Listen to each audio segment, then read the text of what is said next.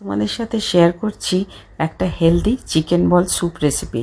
প্রথমে দেখো বেশ খানিকটা রসুন আর কাঁচা লঙ্কাকে পেস্ট করে নিয়ে ওই মিক্সির বাটিটাতেই খানিকটা চিকেন, পেঁয়াজ আর একটু নুন দিয়ে পেস্ট করে নিলাম। অন্যদিকে কড়াইতে খানিকটা জল ফুটতে দিলে একটু নুন দিয়ে দিলাম আর হাতে সামান্য তেল লাগিয়ে নিয়ে ওই চিকেন থেকে বাটা চিকেনটা থেকে বলসের আকারে জলের মধ্যে দিয়ে দিলাম। খুব তাড়াতাড়ি এই বলসগুলো তৈরি হয়ে যায়। যাই হোক, এই বলসগুলোকে তারপর জল থেকে ছেঁকে তুলে নিলাম।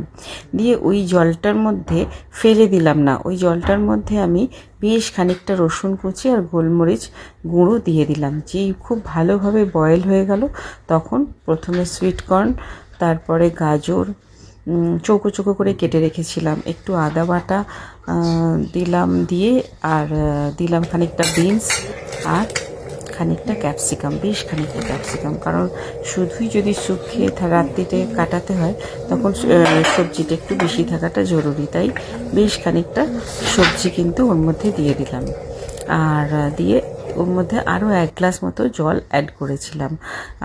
আর কিন্তু আমি সেইভাবে কিছু মশলা দিইনি। দিয়ে যখন খুব ভালোভাবে বয়েল হয়ে গেল তখন চিকেন বলসগুলো দিয়ে দিলাম। আর আমার বাড়িতে দেখো কড়াই থাকে, ওটসটাকে প্রথমে শুকনো কড়াই নেড়ে গুঁড়ো করে কৌটোতে আমি প্রিজার্ভ করে রেখে দিই। আমি কিন্তু কর্নফ্লাওয়ার দিই না।